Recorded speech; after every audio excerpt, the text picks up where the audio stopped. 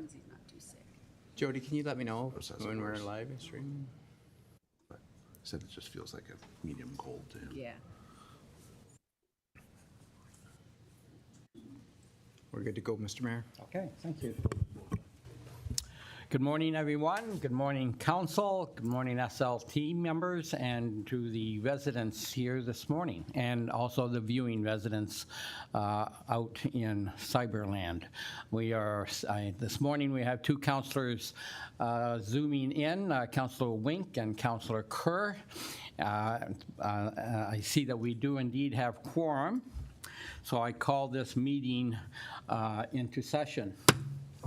And as normal, we will stand, and all those that can stand, please, and we'll do a rendition of the national anthem.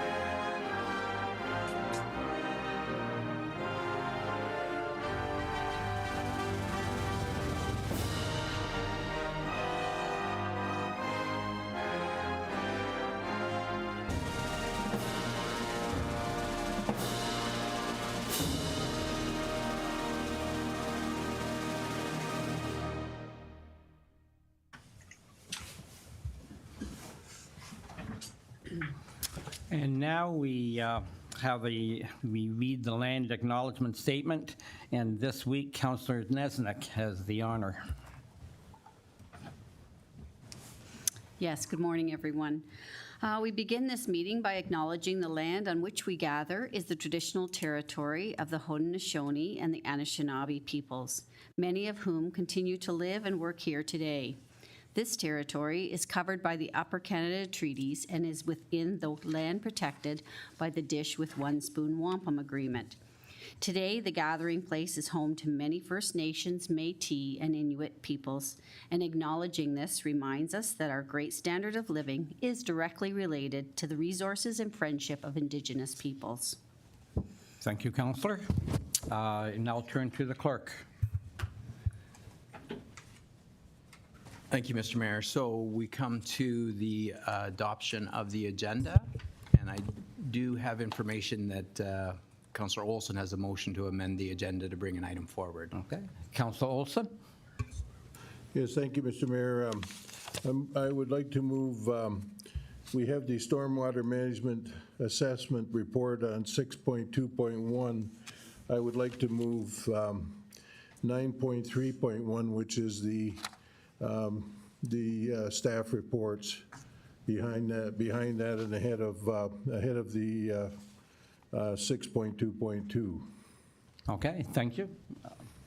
To the clerk. Yes, thank you, Mr. Mayor. So then I have a motion moved by Councillor Olson and seconded by Councillor Hildebrand. Be it resolved that the agenda for December 6, 2023 regular meeting of council be adopted as amended, bringing item 9.3.1 to immediately follow item 6.2.1. Oh, wait. Oh, and Councillor Hildebrand has indicated he has one too. Okay, Councillor Hildebrand. Thank you, Clerk. Agenda item 11.2, which is the gas hedging report, I'd like to move that after all the items in section 6 are completed. That is because members of the U.S. working group are here and contributed, and I would like them to have the opportunity to not stay through the complete council meeting and hear that. Thank you. So that's item 11.2.2. Item 11.2.2, which is the gas hedging report. Okay, so Mr. Mayor, I'll just read that again. So it be it resolved that the agenda for the December 6th meeting, 2023, be adopted as amended, bringing 9.3.1 to follow 6.2.1 and item 11.2.2 to proceed item 7. Okay, thank you. Any further discussion, any items on the approval? Not seeing any. All those in favor? Great. That motion is carried. To the clerk. Thank you, Mr. Mayor. So moving now to item 6.1.1, we have, the disclosure of pecuniary conflicts or interests. If council members have any, thank you. Yep. So after viewing the agenda, does any council member have a disclosure of pecuniary interest? Not seeing any, Mr. Clerk. Okay, thank you, Mr. Mayor. So now moving to item 6.1.1, we have a presentation, and I have a motion moved by Councillor Olson and seconded by Councillor Kerr. Be it resolved that council hear the delegation from Carol Nagy, Executive Director of Hospice Niagara, regarding an update on the palliative care for information. Okay. Take the vote after. Yep. Okay, and we will have the presenter. You have the floor.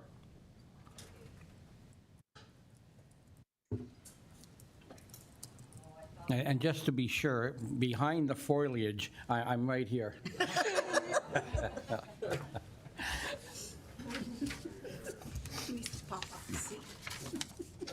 Some sort of Christmas elf. Yes.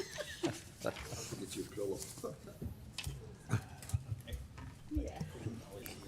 Thank you very much, Mr. Mayor and Council and staff for having me here today. I wanted to provide you, as the Mayor said, just on an update of what's been happening with the new builds at Hospice Niagara. I also want to acknowledge and thank Pelham for being a partner in these builds, both here as a town and also at the region. Your contributions have made a significant difference to getting these off the ground. So good news today. Oh my goodness. Oh, there it is. Okay, there, good. So good news, Welland has the shovel in the ground. It is now approximately 30% complete. So you can see in the picture that the hospice is all of the wooded area. Above us is the long-term care home, Foyer Richelieu, who we are sharing the building with, but we are two separate entities. So we are expecting this to open by the summer of 2025, and you can see that we had a very generous donation from Walker Environmental, and they are the naming sponsor of this building. In Fort Erie, where we have another 10-bed, I should say Welland was 10 beds, Fort Erie is 10 beds as well. We are in the last kind of design phase of this project. We also had a generous donation by Wilson family who came forward and provided the founding name for this site. We are anticipating that we will hopefully have shovel in the ground within 2024, early 2025, and be opening in 2026 for this build as well. Each site has its own specific characteristics. So in Welland, we are looking to meet the needs of our Francophone community, and as an organization are working towards designation of French language services within the Act, and we will be fully bilingual in that site. And then in Fort Erie, we've been working with the community, in particular our Indigenous community, to provide spiritual care within this hospice residence for the Indigenous people and everyone in their spiritual care needs.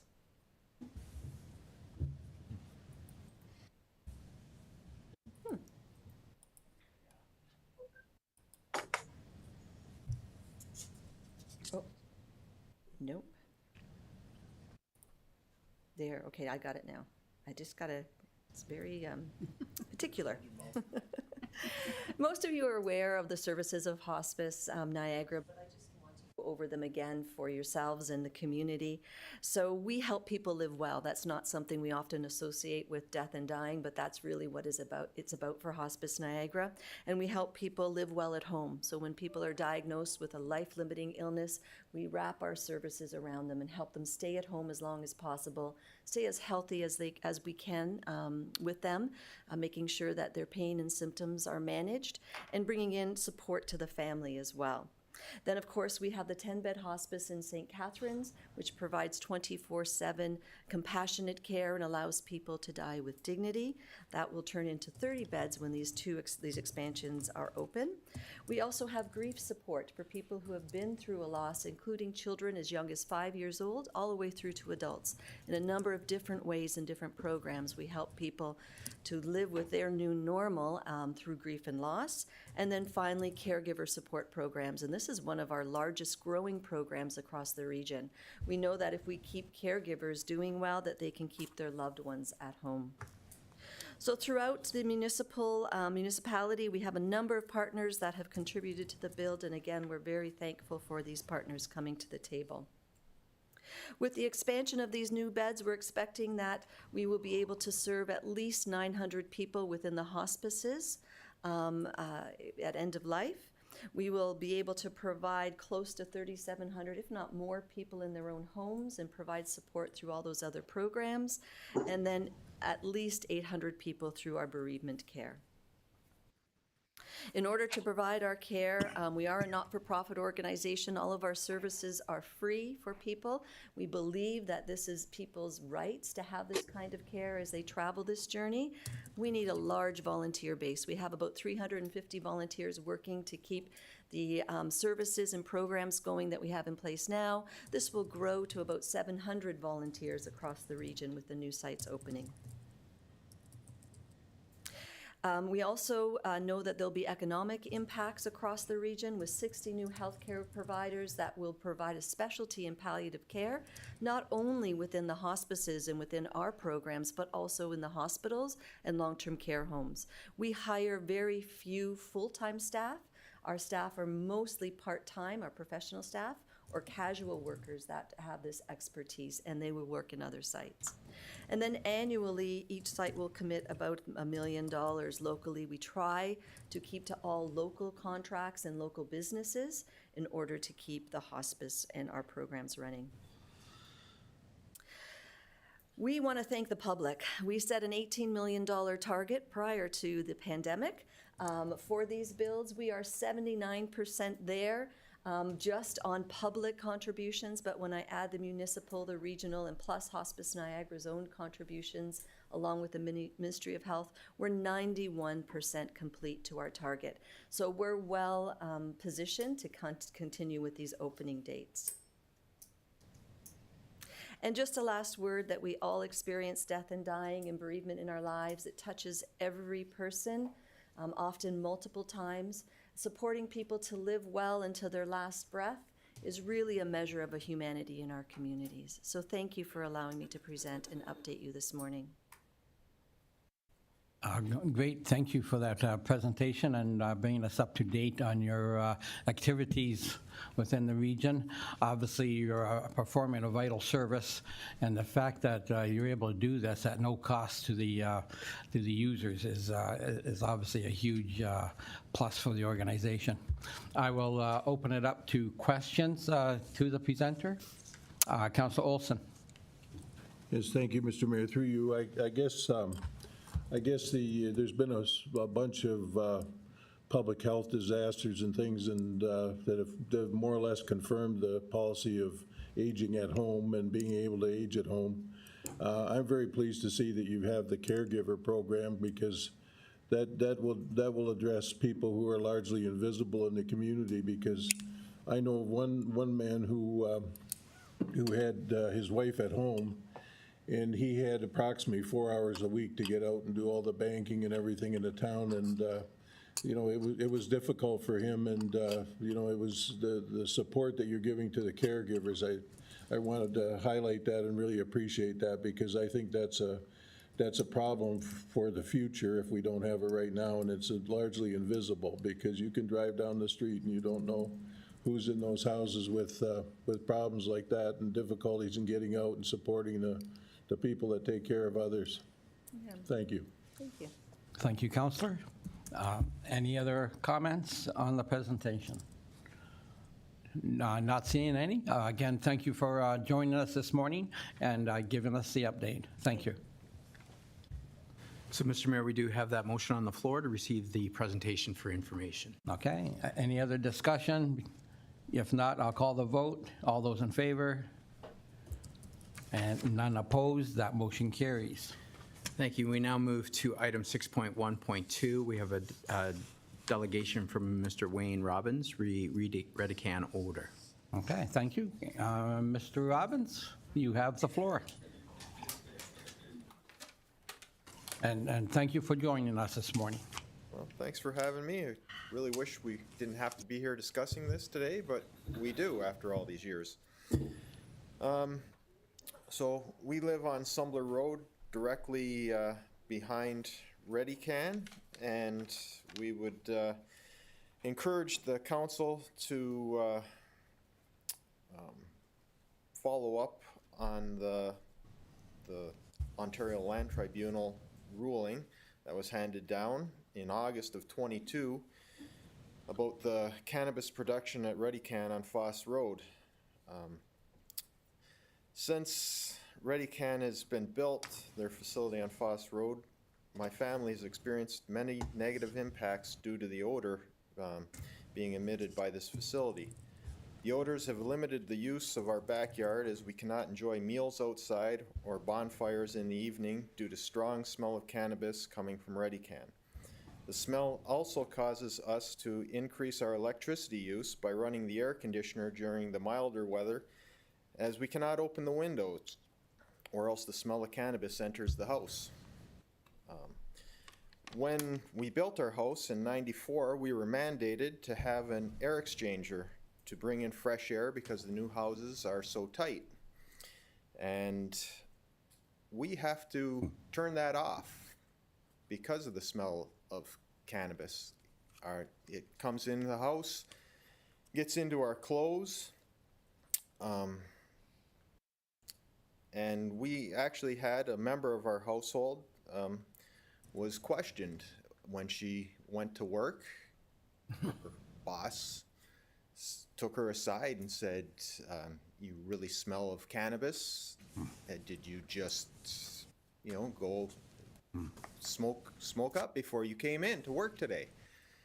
And as a young person starting out in their career, she said, no, I don't use it, but how is that going to impact the career down the road?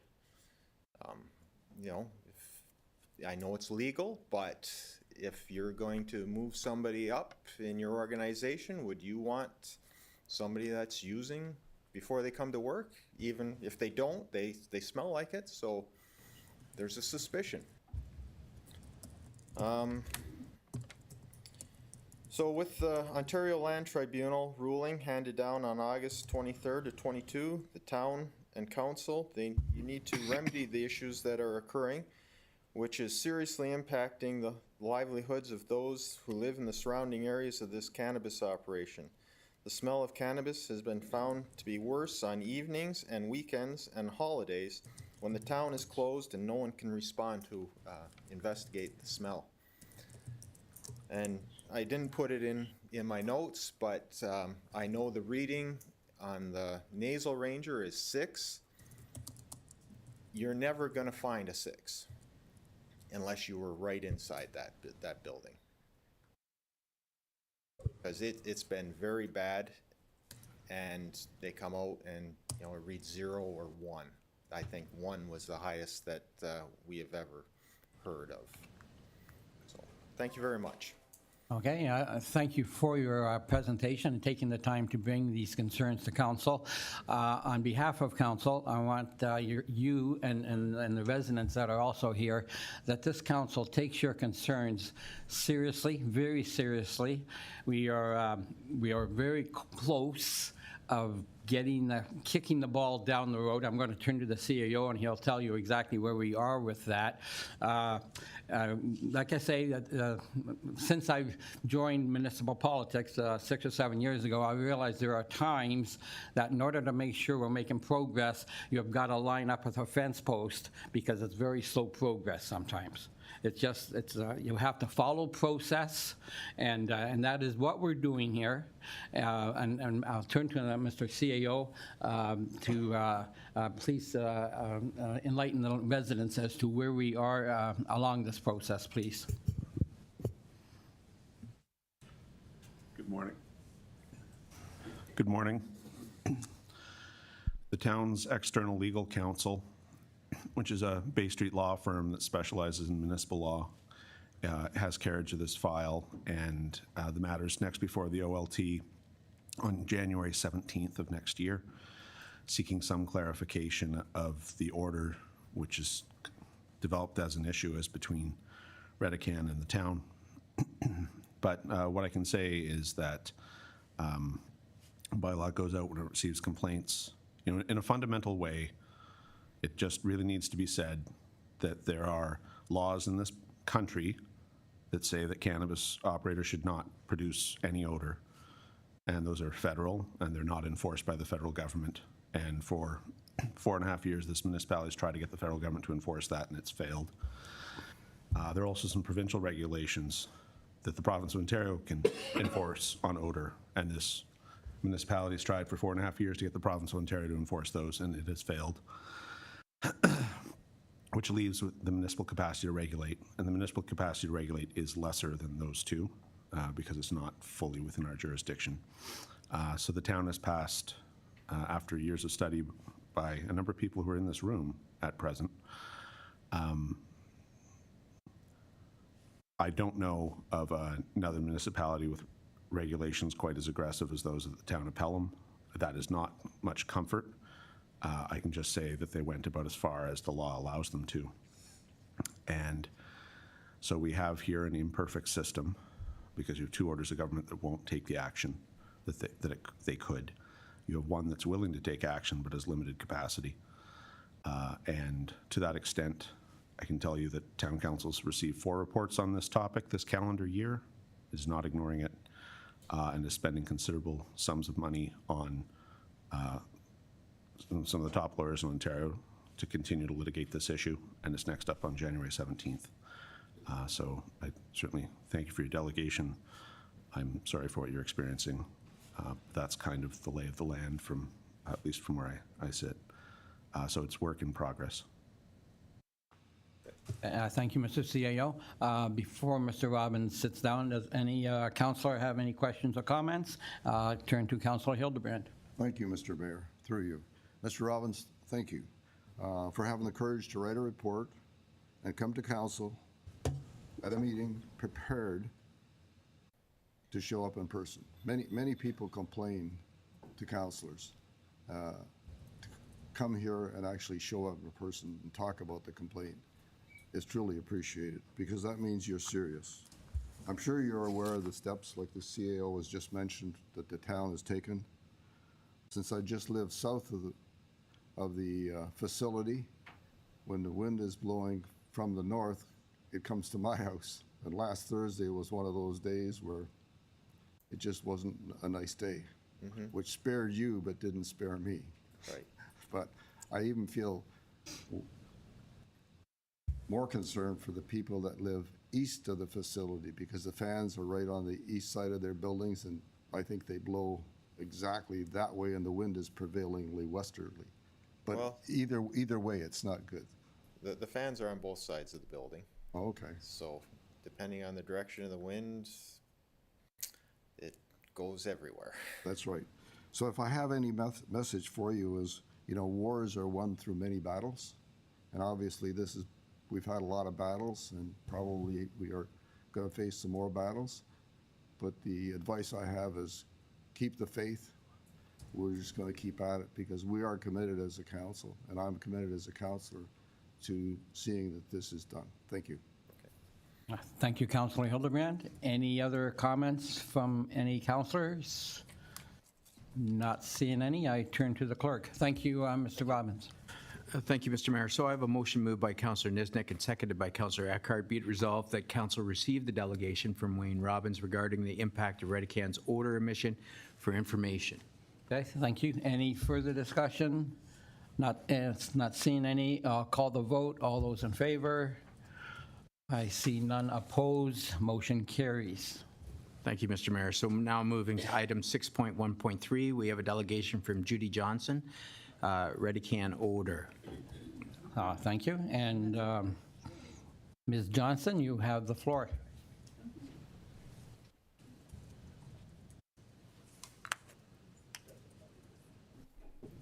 Good morning, Mr. Mayor, councillors, staff, fellow residents.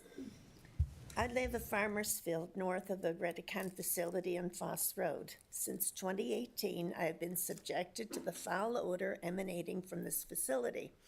My initial formal complaint was on July 3rd, 2018, but I had endured the stench for months before.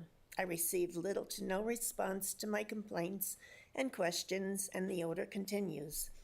Although the odor occurs year-round, the summer is noticeably the worst because I am, or try to be, outside as much as possible. The summer wind tends to blow from the south, and I am in the direct line of fire from Redecan. Therefore, my outside time is severely restricted, especially on the weekends when there is no one to call to complain. While gardening, one of my favorite hobbies, I've been driven inside with a splitting headache caused by the putrid odor. We try to barbecue on our deck to enjoy a meal outside, but are forced inside. The odor is so strong that when I open my mouth to take a bite, I can actually taste the stench. At times it feels like there is fresh roadkill skunk in our garden. Inviting friends from out of town for a barbecue is a gamble. You never know what to expect. I made that mistake once, and my out-of-town guests were horrified and couldn't believe how we were expected to live with that stench. They questioned that since there are bylaws to control various nuisances such as ongoing noise, why not ongoing stench? One day while gardening, my windows and doors were opened. Of course, the odor was present. Eventually, I was forced inside because I couldn't tolerate the smell any longer. But I was too late. The odor had permeated the house. All windows and doors had to be closed. Ceiling and exhaust fans had to be turned on. Spraying air freshener made the smell worse. Burning scented candles helped. Periodically, a Redecan truck comes into our court. Sometimes he stops momentarily, sometimes he doesn't. On one occasion, I asked him what he was using as an air quality monitoring device. He pointed to his nose. Of course, he was not going to report the ever-present noxious odors to the company that employed him. I say ever-present because you will experience the odor depending on which way the wind blows. On Thursday, November 16th, 2023, about 1 p.m., I was driving west on Foss Road, going toward Redecan. I had a friend in my car, and we agreed that this was one of the most putrid experiences yet. As we passed Redecan, the odor dissipated. Later that day, about 5 p.m., I was leaving her house on Concord Drive in the vicinity of Hayes Street and Canberra Road. The wind had changed direction, and when my friends walked me to the door, they both said how strong the odor was at that time. My neighborhood is comprised mainly of elderly people who tend not to spend a lot of time outside. Many have lawn care companies to do their landscaping. They don't barbecue or entertain outside, mostly due to the heat and humidity, and more comfortable inside with their air conditioning. When I talk to them, they admit that they are bothered by the foul odors, but don't have the energy to attend meetings or write emails. They say they have fought enough battles in their lives. That partially explains why there are not as many complaints as one might expect. I question how the odor impacts other parts of our lives. How are people with respiratory problems affected? Are there long-term health issues related to breathing these odors? We are aware of the dangers of secondhand smoke, but what about these putrid emissions? The odors are ever present, and we are at the mercy of which way the wind blows. And if there is a blanket of fog, the odor hovers until the fog dissipates. Unless you have experienced living on a daily basis for over 5 years with these horrendous odors, you can't begin to understand the misery Redican has quite literally brought to our door.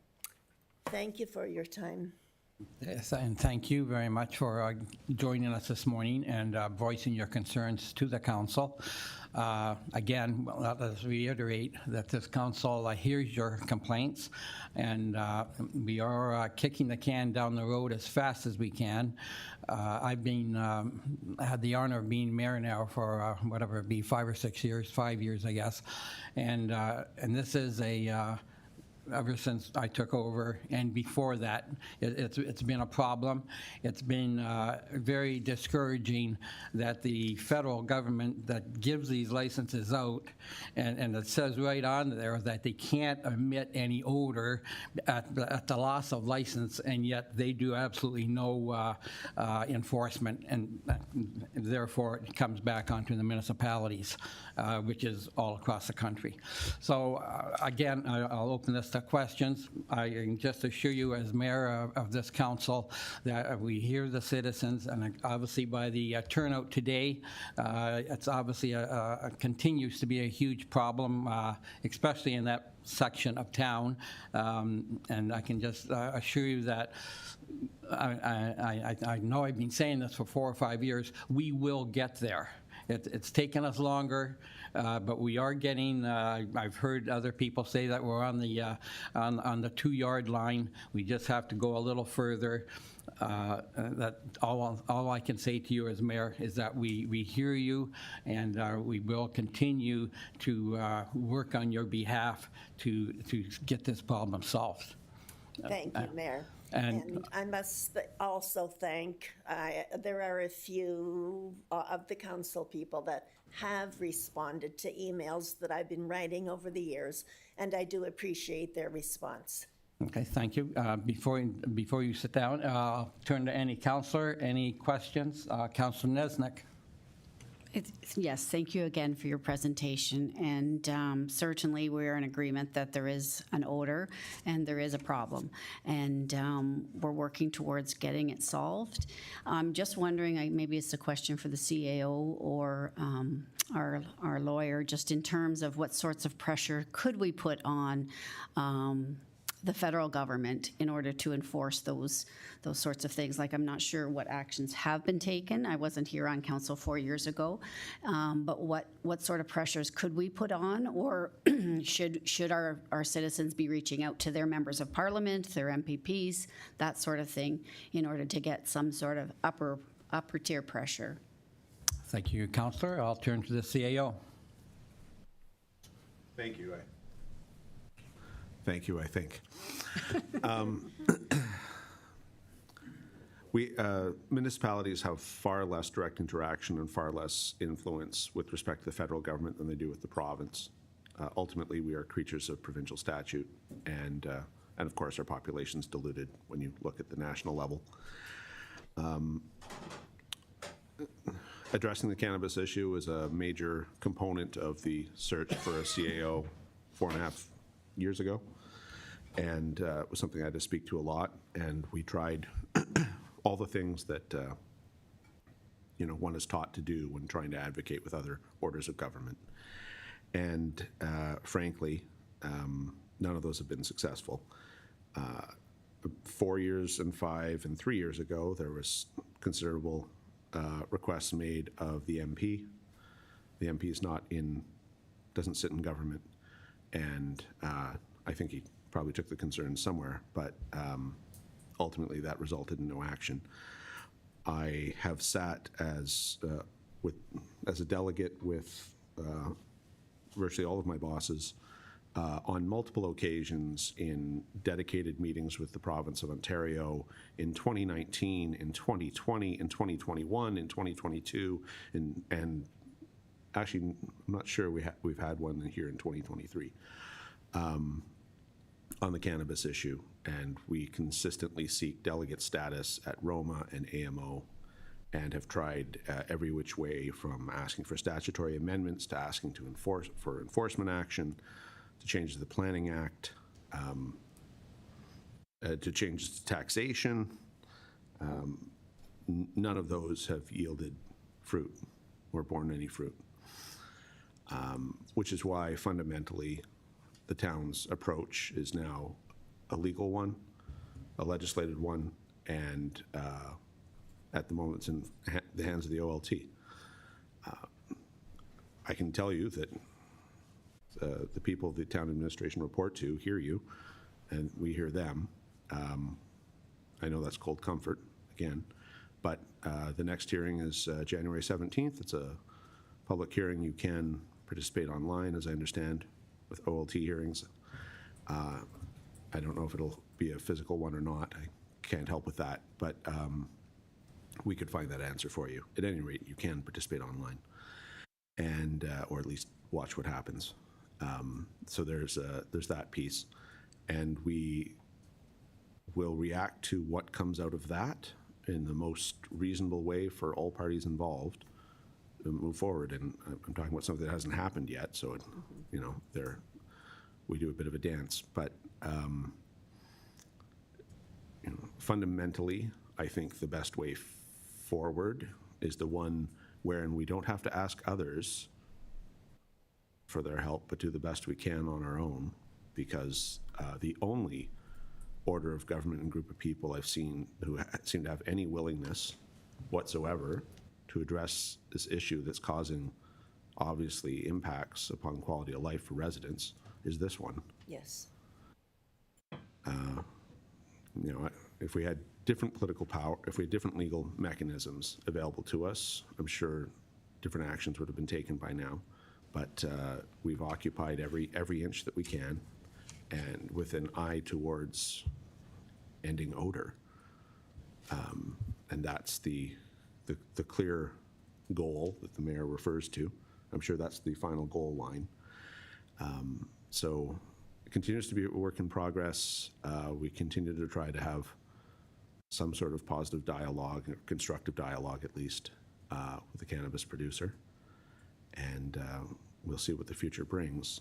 I can say that you're heard, and there's a legal process underway, and there are administrative processes underway, and that this town has now, I mean, no one had Folsom, didn't exist when the cannabis companies opened up. There were no planning rules anywhere dealing with, no one conceived of buildings that were meant to grow peppers growing acres of cannabis. It wasn't in anyone's imagination. That wasn't the Canada you were raised in or raised your kids in. So we now have all those things in place, and anyone starting from scratch has to run a very different gauntlet. But again, that's cold comfort to someone around a facility that got in when the getting was good. So I recognize all that. I just want you to know that this corporation, this municipal corporation, has tried for years and has considerable legislation on its books between its zoning bylaw and its official plan, the things where it does have teeth. It has, you know, on December 15th, we're going to go live with a new PSR. So we've gone live with the new PSR system, but it's just working for Public Works and has been for some months now. December 15th, we're supposed to go live with one for bylaw complaints and cannabis complaints. So hopefully it'll be a better, easier user interface for yourself and other members of the public. That's the point, that's the goal, to make it easier. So we're working on that too. And all I can say is the ways that we do know how and we are. And I hope that's some amount of comfort. I certainly thank you for everything you have done and are doing and will continue to do, as we all will. Thank you so much. Thank you, Mr. CAO. Councilor Nesnick? That's fine, thank you. Okay, thank you. Going to Councilor Olson? Thank you, Mr. Mayor, and thank you to both of our presenters and the people who are here today. I guess I look at this, you know, and as in the sense of we've had the best leadership from our council and our staff and the Cannabis Control Commission, committee, which did exemplary work. And we've had the best legal advice you can possibly have, I think. the result is quite a strong document as far as I'm concerned. And when I was working in business, I couldn't wait to get something down on a piece of paper. Then you got something to talk about, because there's nothing to talk about until it's not on a piece of paper. So, so I think we have that, and that's why I think we're gonna be. I'm predicting we'll be successful with our meeting on January 17th. We know we're not going to get any help from anybody else, so this is the direction we got to go. And I think our advice is to pursue that and look. And I think we're going to be successful. So and I know we've lived through this. A lot of us have lived through the smells from different places and different things. And those problems have been solved over and over again all over the place in Colorado and all over the place. So I still hope that we'll come through with a ruling in our favor that will encourage them to put up the kind of scrubbers or whatever they put up, but it's been solved before. Thank you, Mr. Mayor. Okay, thank you, Councilor Olson. I see Councilor Hildebrand. Through you, Mr. Mayor. Thank you, Mrs. Johnson, for your presentation. I have one greater advocate on cannabis than even all you people here. It's my wife. Yes.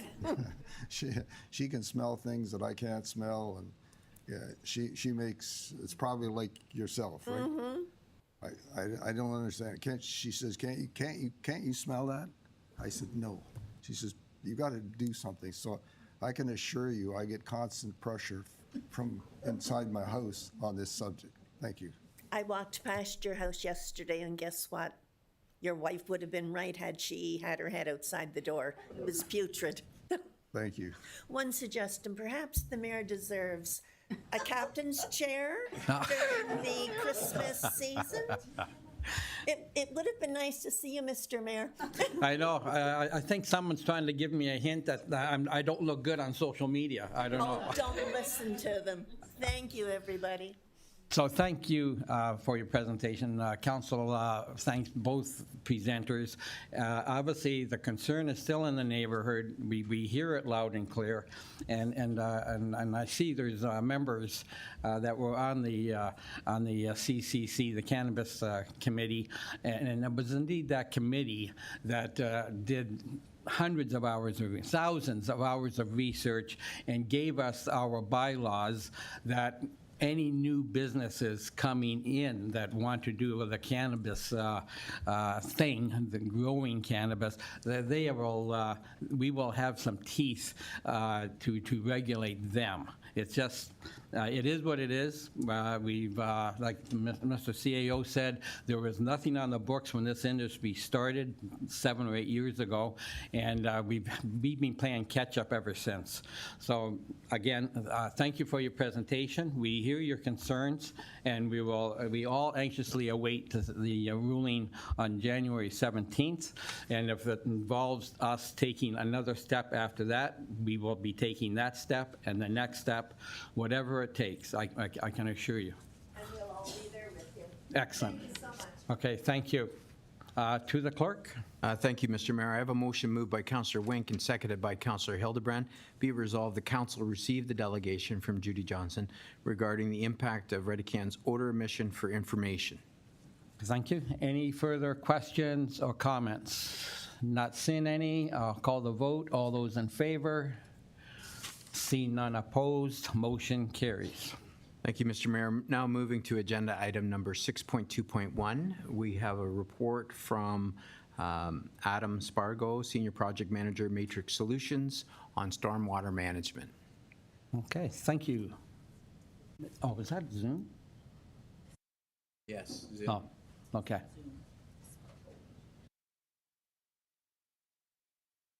Yeah.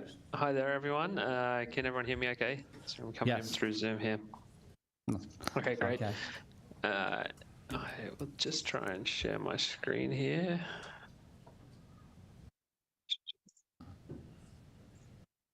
Okay. Okay, I think that should be up. I'll just provide a bit of a presentation here on our assessment report. So yeah, thanks for the opportunity to speak today. Just a quick introduction. As it was said there, my name's Adam Spargo. I'm a Senior Project Manager with Matrix Solutions. And just here to present on our stormwater pond assessment study that we completed this year. Just quickly with the agenda, I'm going to speak first about what a stormwater management pond is. I'll go through the design and approvals process for stormwater management ponds. I'll provide a summary of what our stormwater management pond assessment program entailed, and then present some results and recommendations from it. So first of all, what is a stormwater management pond? So they typically provide two functions. The first is water quality control, and that's where the stormwater pond removes sediment from urban runoff. So that's runoff from roads and parking lots and such. They have a target efficiency based on the receiving system. So with more sensitive receivers requiring higher sediment removal in the stormwater management facility. And that water quality control is achieved through the provision of a permanent pool or a permanent water storage that allows incoming runoff to slow down and sediment to drop out of suspension and be collected in the stormwater pond. The second component for water quality, for a stormwater management pond is the water quantity or flood control and erosion control component. And that's achieved through attenuation of flow to prevent downstream flooding and erosion. And that's designed by reducing post-development peak flows from developed urban areas to the pre-development discharge rates that are defined through a catchment study. And then that water quantity and erosion control is achieved through an active storage component. So that's typically above the permanent pool in a wet pond, or this storage provided in a dry pond. And then that's combined with an outlet control structure that attenuates that flow and discharges it slowly over a longer period of time. And most importantly, it's stormwater ponds are infrastructure that need to be maintained. So next, the design and approval process. So stormwater management ponds are designed to MECP guidelines, Ministry of Environment, Conservation and Planning. Approval is received from MECP via an environmental compliance approval, or ECA. And now, over the last few years, the MECP has moved away from individual ECAs, and then now all approvals fall under a consolidated linear infrastructure ECA for stormwater management, and that's managed by the town. So the town of Pelham has their CLI ECA now.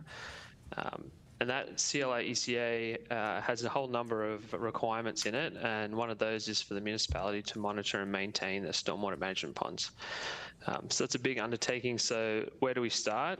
And that's where our study came in.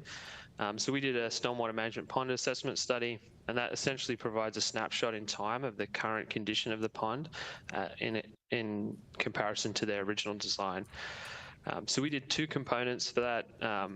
The first was an assessment of the condition of the infrastructure at the stormwater pond, and that essentially telling us, is the facility functioning as per the original design?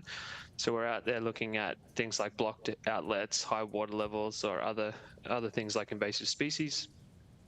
And then the next component is determining the available storage volume. So is there enough storage in the facility to do what it was intended to do? We determine that through a bathymetric survey, where we're out on a boat and we survey the bottom of the pond or the sediment, and then to determine how much available storage is left. And so that allows us to determine if the facility is providing its water quality treatment through that permanent pool volume. And then we can provide recommendations on when sediment needs to be removed in order to continue to meet its targets. So I'm going to go through the results and recommendations. First of all, we did a field program that included 21 stormwater management ponds, 8 oil grit separators, and 1 underground storage tank. A quick summary of the sediment results. Of those 21 stormwater ponds, we identified 7 that are at a point where they need a clean out. just a quick summary here, the Timber Creek in particular is 100% full of sediment and like significantly reduced its water quality function. Then the Orchids for Swim Pond was 62% full. There were several ponds where we found the forebay was full. So the forebay is a small treatment cell at the inlet of the facility that's designed to preferentially settle out sediment to allow for easier removal and clean out. So we did identify 4 that are at a point where they should be cleaned out to ensure that they continue to provide their function.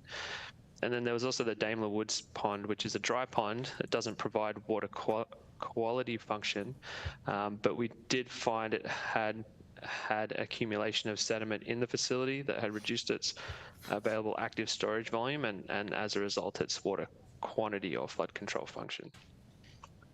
And so the estimated cost for the design and construction of those 7 cleanouts is $1.5 million. Just quickly present some of those higher priority sites. This is the Timber Creek facility. This image shows the aerial photo of the site with our sediment accumulation overlaid on it. And then this is a cross section through the facility. So this hatched area is the sediment that's accumulated in the pond. This blue line is the design water level or the permanent pool elevation, where the water should be at during dry conditions. And this green line is the water level that we surveyed when we did our assessment, which was also during dry conditions. So the 2 issues that we were able to identify here is that there's been significant sediment accumulation in the pond, and the permanent pool component is mostly full, and as a result, it's not providing its water quality function anymore. And then that blocked outlet is causing the high water level that's also taking away the active storage volume. So it's providing a reduced flood control function as well. And then I'm just presenting this River Estates facility. It's a good example of that forebay issue where we have this section here is the forebay. That's also this component here in the pond. And this is the main cell. So as I mentioned before, the forebay is intended to preferentially capture sediment, and then it makes it easier and more cost effective to clean. So this pond is operating how it should be. Sediment's dropping out in the forebay, which is great. And then if we can get in and clean it before it starts to move into the main cell, that helps reduce overall capital costs for a clean out. So next was the condition assessment piece. One of the main findings is that we identified 3 I call leaky ponds, where they're wet ponds that currently don't hold water with no permanent pool. So in order to address that issue, they would require a new clay liner on the bottom of the pond, which would require excavating the material that's there and installing approximately 600 millimeter thick compacted clay liner in the bottom. And that would allow them to hold water and achieve their water quality function. We also identified 4 ponds with condition issues that required short to medium term repair. And the estimated cost for the design and construction of these condition items was $1 million. And then just to wrap up, so as part of our study, we identified a prioritization to help plan the capital works to address these issues, the cleanouts and the condition issues. So the number 1 priority that we identified was that Timber Creek swim pond cleanout. And our second priority was to further investigation of those leaky ponds. So that's essentially the design, investigate the material that's there in the bottom of those ponds, and then do a design for the replacement of the pond bottom of the clay liner. And then the remaining prioritizations are the clean out. So the Orchid Swim Pond full pond clean out, the Timsdale forebay clean out. There's some repair requirements at Concord Street Swim Pond that we identified as priority 5. Priority 6 was the River Estates forebay clean out. Priority 7 was the Rosewood Estates forebay clean out. Priority 8 is that Daimler Woods dry pond clean out to restore the active storage in that pond. And then number 9 was the East Font Hill 4-bay clean out. So that's the summary of our study. I guess the next step is if there's any questions. Okay, thank you, Adam, for this presentation. I'm sure everyone, there's going to be lots of questions. If I may lead off, so I see, and this is what I have a hard time, this is what I have a hard time with.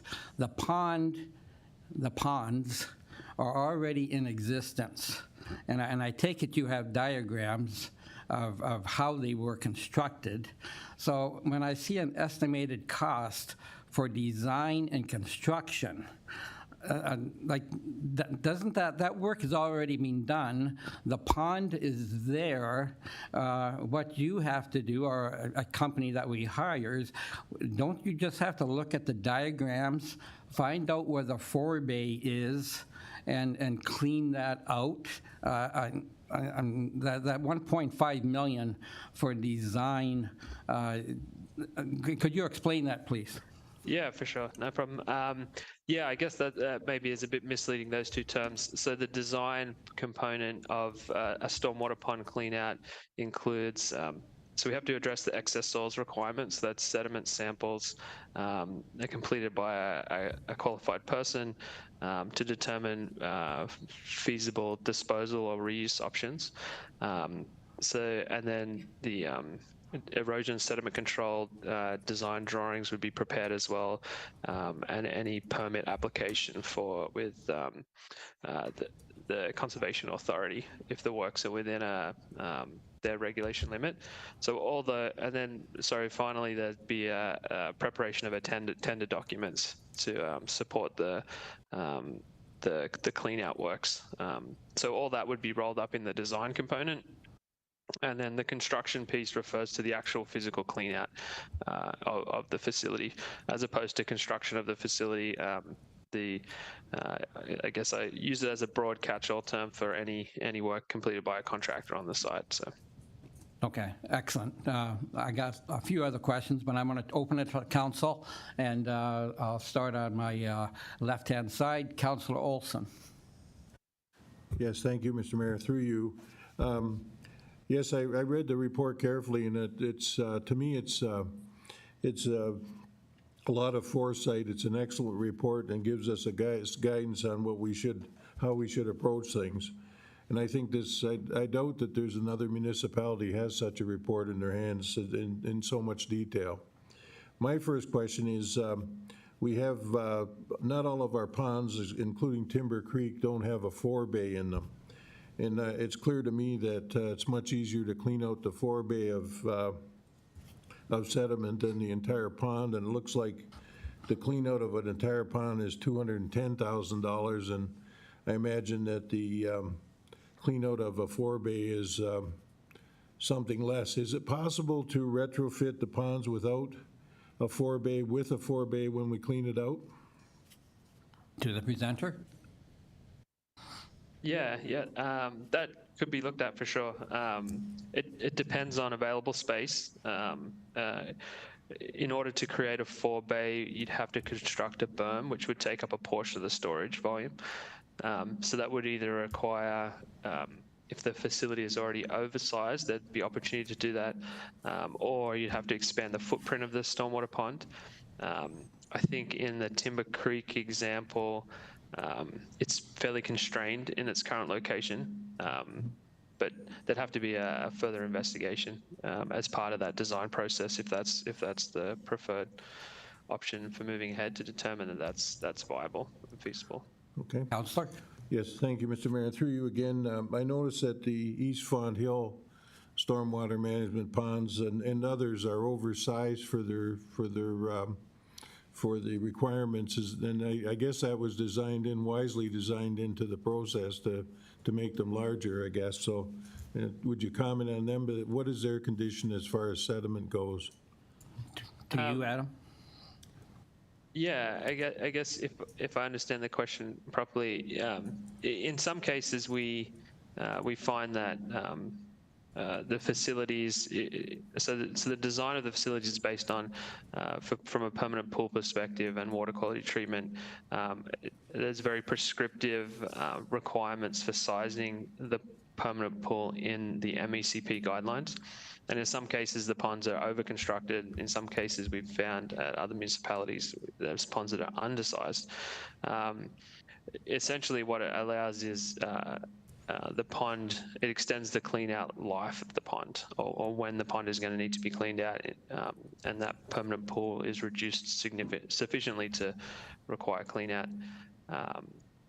So we would still recommend restoring the pond to its design storage volume when it's cleaned out, but it essentially would extends the life of the facility.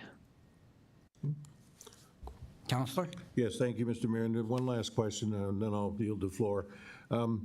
Yes, I guess there's three things we're looking at here: is the water quality itself, the sediment, and the temperature, I guess. And I looked up what the temperature is of the water going into the 12 Mile Creek over the years, and for the last 10 years, it's got cold water going into it from the aquifer. So I assume that it's working, and then the water cools once it goes down through the system. But I can't imagine how water sitting in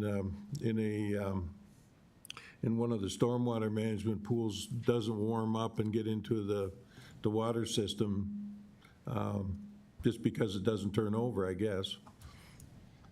Any comment? That'd be my final comment, Mr. Mayor, for a Okay, moment. thank you. Oh, wait, I see, Adam, before you answer that, I see Director of Public Works, Mr. Marr. I would like to comment on that. Thank you, Mr. Mayor. So there are some ponds that the town owns and operates that are designed and constructed to regulate temperatures, and that's revolving around the sensitivities of discharging water into the 12 Mile Creek and the headwaters of the 12 Mile Creek.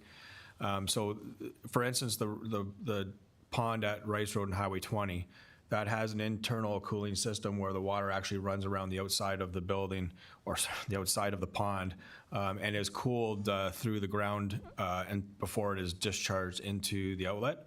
And so that there are a few ponds that are designed to have cooling systems built into it, this being one of them. And with respect to the Rice Road and Highway 20, staff have an ongoing monitoring program where we monitor the quality of the water and the temperature of the water that's being discharged into that outlet. Thank you for those comments, Director. Adam, anything to add to that? No, I don't have anything to add. Okay, thank you. I believe Councilor Hildebrand? Through you, Mr. Mayor, I have, Oh, okay, excellent. Let's go to Councilor Hildebrand, and then Councilor Winkby, I'll go to you next. Thank you. through you, Mr. Mayor, I have a multitude of questions, so I'm going to limit it to two and then Yes. continue on. if that's Okay, thank you. I'd like to go back, Adam, to the question the mayor asked with regards to the leaky pond design and the cost of those things. This municipality spent a lot of money getting engineered, design, detailed drawings for those ponds, which included the clay liner design. Now we're saying that it's going to cost us, in the staff report, $40,000 for design, and basically you're doing soil testing and preparation of a spec, and on that basis, we're going to spend that much per each pond. It seems like a very high number for that amount of work. Can you comment on that? To the presenter? Yeah. I guess that number is an estimate that, in order to ensure that the town has sufficient budget when they go out for a RFP for that design work. But it would include, as you mentioned, investigation of the soil material that's there, development of some design drawings, and then development of a tender for that process. Is that a factor of 2 safety factor? For that amount? Yes. That's a good question. I'd have to look back at how we came up with that price. It just seems like a high amount. My second question then is, the inspection occurred during the dry season, and not during the wet season. I thought it would have been a reasonable approach to do the examination during both the dry and the wet season, because that's when the ponds are really in operation. To you, Adam? Yeah, yeah. So the reason why we do it in the dry, it makes it the sediment survey piece is more efficient when the pond is in the dry condition and not operating or not discharging, and then we can also determine if there's an issue with a blocked outlet and elevated water levels that are causing a loss of that active storage. So in saying that, this is a snapshot in time of the current condition of those facilities. Long-term monitoring of the ponds, as per the CLI ECA, should include annual inspections of the ponds multiple times a year that include after a stormwater, after a rainfall event, to make sure the outlet is flowing properly and outlet blockages, vegetation debris can be removed by operations staff. Thank you. Okay, thank you, Councillor. We'll get back to you. Thank you. Councillor Wink. Yes, excuse me. Thank you. Thanks for your presentation, Adam. It's certainly an eye-opener. We knew that we've got issues with our storm ponds, and you certainly highlighted that. Just a question, do other municipalities require storm pond assessments prior to the town assuming ownership of a subdivision? And the reason why I asked that question, and Councillor Kerr, during our capital deliberations, brought up a good point that builders are building houses and there's a lot of dirt and everything on the roads. And then they wash them down into the storm sewers, and then all that dirt and sediment and whatever ends up in our storm water ponds. And I think a lot of, you look at River Estates, which is a new subdivision, I would expect a lot of that is the sediment is a result of the builders just washing down the streets and putting it in our storm water ponds. So how do other municipalities handle that, Adam? To you, Adam. Yeah. So it's definitely evolved over time for sure. A lot of municipalities are catching up on the requirement for developers to clean out the stormwater pond before it's assumed. Historically, that wasn't done well across Ontario, but it's being identified now that these studies are being completed, and municipalities are having to go back and clean sediment out of the ponds, and it's being identified as a significant issue. Then requirements to clean out, for a developer to clean out a pond prior to assumption is becoming more common for sure. Councillor? Thank you for those comments. So I'll throw this to the Director of Public Works or the Director of Planning. Has there been any thought on behalf of the town of Pelham to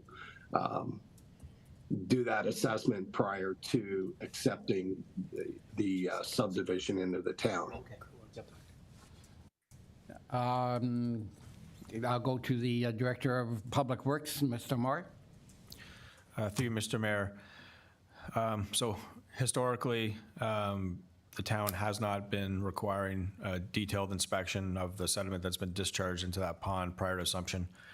That's definitely something that engineering staff and planning staff are going to work towards as part of our agreements. We do ensure that the contractors and the developers do have siltation control plans in place while they do the work and the development. But to answer the question is no, we don't check the sediment levels in the ponds prior to assumption, and that's something that we're definitely going to be looking at in the future. Thank you for that. Councillor Wink? Yeah, so I would strongly suggest that we look at other municipalities and what they're doing with their stormwater ponds and their sediment assessments, and we work towards putting something in place. So thank you for that.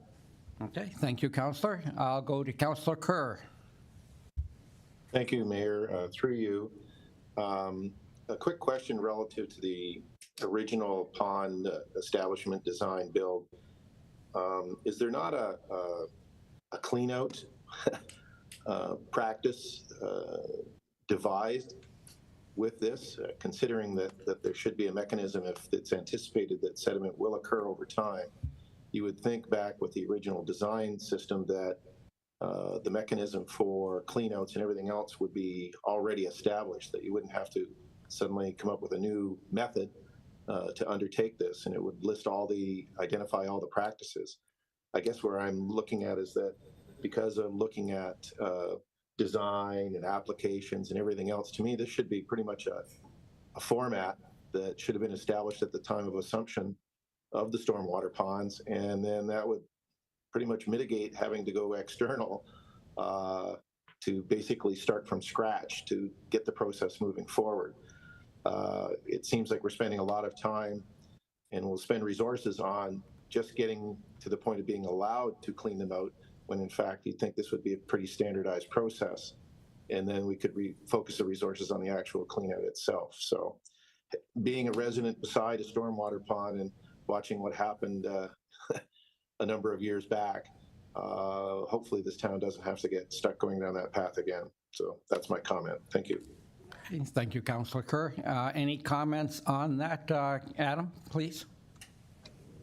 I guess my only comment would be that it's definitely an evolving process. I think when many ponds are being designed 10, 15 years ago, that clean out was a consideration, but we still at this point need to go through a design process for permitting and sediment sampling, especially with the implementation of the excess soils regulation over the last 2 years. But I think once you get the process started, each clean out following year will become simpler. Okay, thank you. Any last comments, Councillor Kerr? I guess just one quick one is, what is the average, and I know it will depend on site, the average lifespan of a stormwater pond before requiring clean out? To you, Adam? Yeah, I get it. It does. It varies by pond. Typically, we say somewhere between 10 and 20 years, but it does depend on the size of the pond and the catchment parameters and the amount of sediment coming into the facility. Councillor? Yeah, thank you. I'm just looking at future budgeting for a council. If we can build in through Public Works kind of a prorated plan of activity, that's going to be an important part if this is an ongoing recovery system that we have to do to make the ponds functional for a long time. Thank you.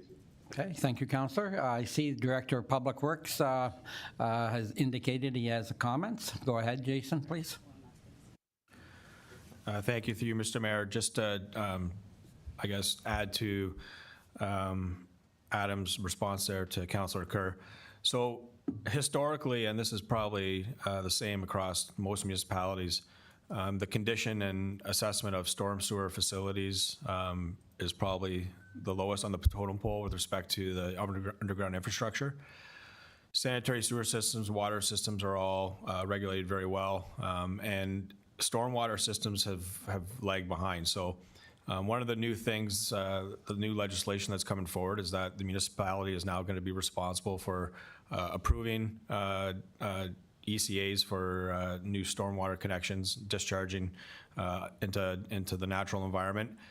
And so, as a town, this study was very important as from a perspective of getting to know what the actual condition of all our stormwater management ponds, where we stand, and developing a maintenance and operational plan for us moving forward in the future. Because part of the responsibility of town now is going to be to give approvals and ensure that the stormwater management facilities are being maintained and operated as they were originally designed. So in the upcoming year or two, as this new legislation rolls out, the town will be implementing operation manuals and procedures for carrying out all the maintenance and clean out work that has to happen with not only our stormwater management ponds, but also our other storm sewer systems throughout the town. Yeah, thank you for that, Director. Any other comments? Before I go to Councillor Hildebrand, I have a question to Adam. So I can just imagine that when these ponds are 10, 15 years old, and they've got great wildlife gathering them, and they actually look, they're a benefit to the community. They look, they have a lot of natural aspects to them.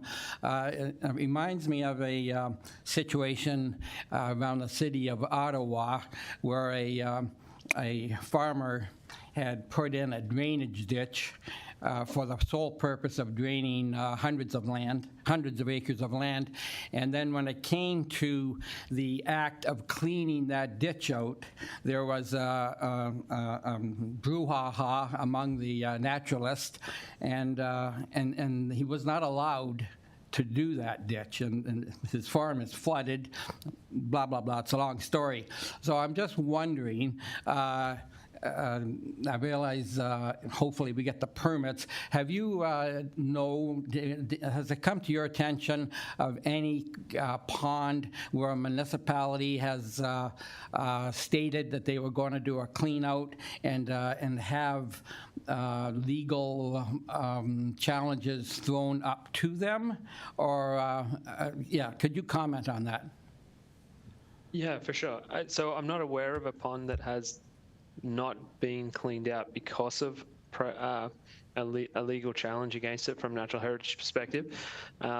There are some systems in place. The Ministry of Natural Resources and Forestry have a best management practice guideline for stormwater pond cleanouts that specifically state that these are a piece of infrastructure that's meant to be maintained, and that because they, as you mentioned, they do become a sort of natural heritage feature. They can often have fish or turtles, frogs in them. So that best management practice provides the guidelines for managing the clean out while also trying to minimize the harm to those aquatic species. Prior to completing a stormwater pond clean out, you need to apply for, or the contractor or will have to have an aquatic biologist engaged to complete aquatic wildlife capture. So that's fish and turtles. And they apply for that permit through MNRF, like a fish handling or aquatic wildlife handling permit. And then you also need to comply with the sensitive timing windows, and in most cases for stormwater ponds, it's the hibernating turtles window.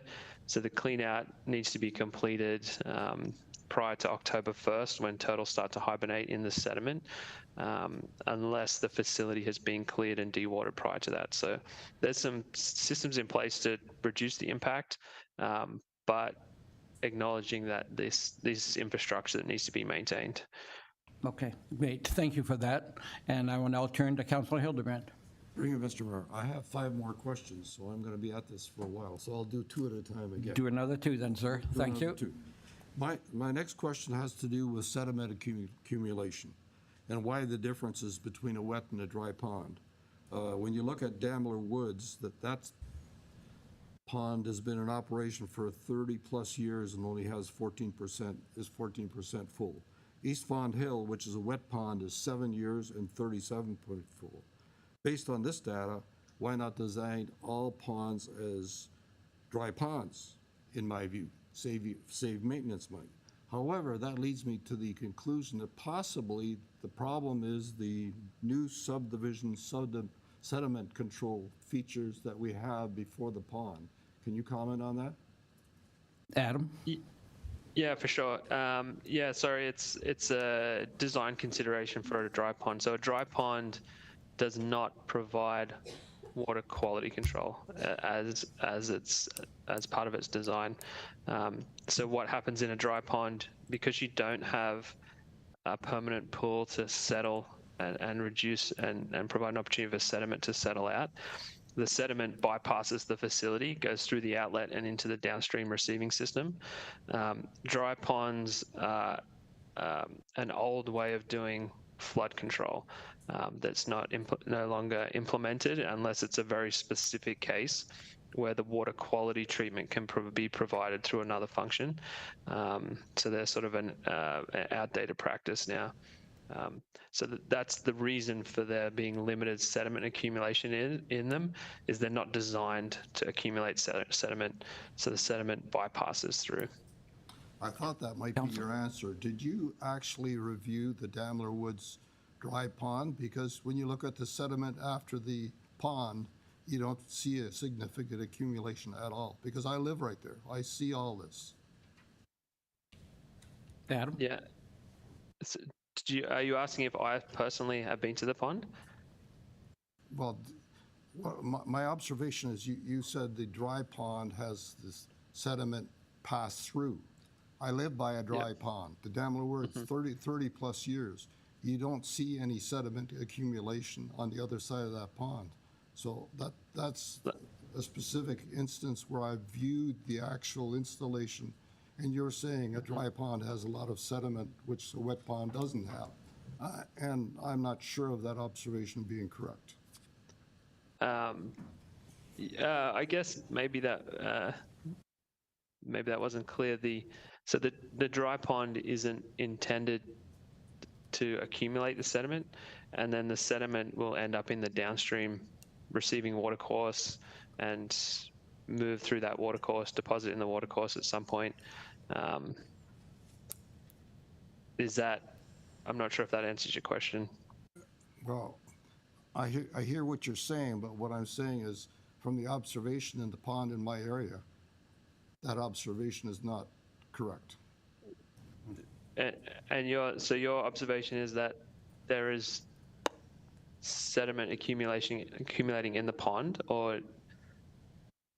Well, there's very little sediment accumulation in the pond, and there's very little sediment after the pond. And what I'm saying is, my observation based on that was the new construction at the subdivision has a significant impact on the sediment that ends up in that pond. That's the observation I'm providing. Yeah. Okay. So I guess if separate the issue of the dry pond, during construction of a subdivision, there would be greater sediment loading to the stormwater pond. Definitely, you would expect that. Erosion and sediment control measures are implemented to reduce that, but the catchment there'll be greater sediment runoff from the catchment during construction. Thank you. Councillor? Next question. Next question. Has to do with clay liners. We talk about clay liners and clay liners being replaced. Clay liners have a tendency to crack and leak unless they are kept damp. I'm on the Regional Road 12 waste site, and that's an engineered site. It has a 1 meter thick clay liner. The way that site is kept damp is because we put wood chips in between the fill layers, and that's what provides the moisture to keep that clay dry, wet and moist, so it doesn't crack. Because my experience with clay is when clay gets dry, it is going to crack no matter what. But that brings me to the final question on this is, why fix a pond that's leaking and it's still working? Because I'm of the attitude, why fix something that isn't broke? Because these ponds, to say in the lookout area, which is all north of Highway 20, they all basically don't seem to have any water in them. They obviously are leaking, and I can see that they're still operating properly. So my attitude is, why fix something that isn't broken? Adam? Yeah, for sure. I understand what you're saying. The issue here, there's two issues, potential issues associated with the leaky ponds. The first is that the road runoff is typically salt laden through the winter, What the leaky pond is doing is allowing that salt contaminated water to get into the groundwater system. So we want to avoid that.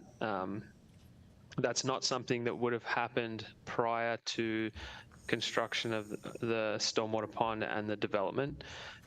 So by having a leaky pond, we're allowing that contaminated water to get into the groundwater system that wouldn't have happened prior to that. The second piece is these along the Niagara Peninsula. There's the limestone karst system, so these sandy soils may be associated with that. So further investigation would be required to confirm that. But what we also don't want to do is increase groundwater recharge in an area where we're in a karst environment, because that could lead to increased erosion of that karst limestone underground. That could lead to sinkholes to develop. So while the facility, like infiltration is a viable form of water quality control, but in these instances, we don't want to exacerbate or change in a system that from what it was pre-development. And that's what these leaky ponds would essentially be doing. Wouldn't you spend less money if you actually did an investigation of the soil where the cracks are below it to determine whether you really have to spend the money to carry out the next step of replacing the clay liner? Adam? Yeah, I think that as part of that design piece would be to investigate what's happening at those facilities and confirm that this is the preferred approach. Thank you. Okay, thank you, Councillor. Any other councillors have questions? I don't see any, so I'll throw in one. This is to the Director of Public Works. And I'm looking at the 8 oil grip separators. And I believe that they are concrete structures because I stumbled on one in one of the subdivisions, and they are actually separate, if I'm correct on my assumption, of the stormwater management pond itself. Do we have a regular maintenance program in place to clean those structures out? And am I correct in stating that they're before the stormwater pond, so they're actually a separate entity? And if that's the case, do we have regular maintenance on those even as we speak as such?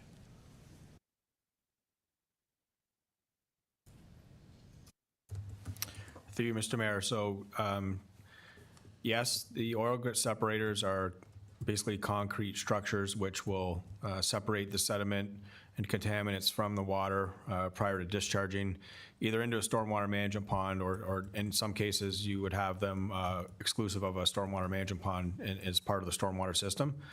And a lot of commercial developments are required to have these as well installed, so that the water that's being discharged from the development into the storm sewer system is meeting certain water quality requirements. We do have a program where we periodically clean out catch basins. It's not robust. And again, part of the study was to look at the condition of the oil grit separators as well as our stormwater management ponds. As part of the new CLI requirements, we will have to develop maintenance plans and operation manuals to do regular maintenance and upkeep on those pieces of infrastructure. So that is going to be undertaken the next year for sure. Excellent. Okay, thank you for that. Before I go to Councillor Hildebrand, any other councillors have any questions? If not, we'll go back to the conclusion of Councillor Hildebrand's questions. Go ahead, sir. Thank you, Mr. Mayor, and thank you so much for all your time, Adam. This has to do, again, with the sediment removal requirements and the limits you've set in your document. Daimler Woods has been in operation for over 30 years. It's 14% full, and yet you're saying it has to already require design in 24, and the future year for 28 to have the sediment removed. The level you've placed on that pond is at 10%. It's only 14% full. That means it accumulated 0.5% per year of sediment. It seems rather early when that's all the amount of sediment you're placing in the pond, having to spend this kind of money, and it's significant to this municipality. So the question is, why such a low limit? Adam? Yeah, we set the low limit for the active storage volume because it's a flood control component and erosion control. So there's a higher risk associated with that, and typically stormwater ponds, dry ponds, or even wet ponds with active storage, there is only a small amount of freeboard provided for. I guess there's redundancy in the facility. So providing that smaller percentage for triggering that clean out ensures that limits the risk to upstream and downstream properties from flooding. So from a budget perspective, if we're only accumulating 0.5% of soil per year, we could easily push that down the road and still be safe in terms of a budgeting approach for the town. Adam? Yeah, I think, and that was the intent of that prioritization piece, is that knowing that the capital budget is going to be constrained, but there's going to be a limit to what can be spent each year on stormwater pond cleanouts. And so providing that prioritization gives the opportunity to undertake that capital works program over the next 10 years by addressing essentially the worst offenders first. Thank you. One last thing. It has to do with sediment removal. Again, on Road 12, what we did there is when you create a cell at a waste site, you have a lot of soil. And we were able to reach an agreement with a local contractor and a developer, and he basically saved us $300,000 in the creation of this and used all the soil. So really, to the Public Works Director, my idea is if this soil can be analyzed and is acceptable for a certain amount of use, rather than spending a high amount of dollars sending it to a waste disposal site for treatment, that this sediment be viewed as something that could be used in soil in the municipality for different projects. Thank you. Any comment on that, Adam? Do you remember offhand the problems with the sediment that is being taken out of ponds? Do you see that as a possibility, that if you test it, maybe it doesn't all have to go to the landfill? If that's questions to me, absolutely. That's part of that design phase for the clean out is sediment samples throughout the facility to try and characterize that sediment and identify reuse opportunities. Typically the road runoff into the facilities causes hydrocarbon contamination, especially in the forebay. So that's typically diesel, oil, gasoline runoff from the roads into facilities, and that, as a result, we see a lot of stormwater ponds where the forebay material is contaminated. It doesn't meet reuse requirements and has to go to landfill. That being said, there can be opportunity to use that material at a landfill as daily cover material. They do that here in London at the W12A facility, which provides an opportunity to save cost. And so it's again, that's part of that design phase, is completing the sediment analysis and identifying what potential opportunities there are. Even better if the municipality has reuse sites or reuse opportunities as well. One of the other challenges with the sediment is it's wet and it can take quite a while to dry, so that also can limit its reuse opportunities if it has to be removed wet. Thank you, Councillor Hildebrand. Okay, thank you. Any other questions by any other councilors? Not seeing any. Adam, I appreciate your patience and answering our questions. Of course, this is looks like it's going to be an expense item on our future asset management plan, and this council just trying to get a handle on it, and I appreciate your answering all the questions to everyone's satisfaction. Thank you, sir, and again, thank you for your presentation. Yeah, no problem at all. Thanks for the opportunity to be part of the project and present the findings today. It's been great. Okay, thank you, sir. I turn to the clerk. Thank you, Mr. Mayor. So I have a motion moved by Councillor Kerr and seconded by Councillor Olson. Be it resolved that the Stormwater Management Pond Assessment Report presented by Mr. Adam Spargo, Senior Project Manager, Matrix Solutions Incorporated, be received for information.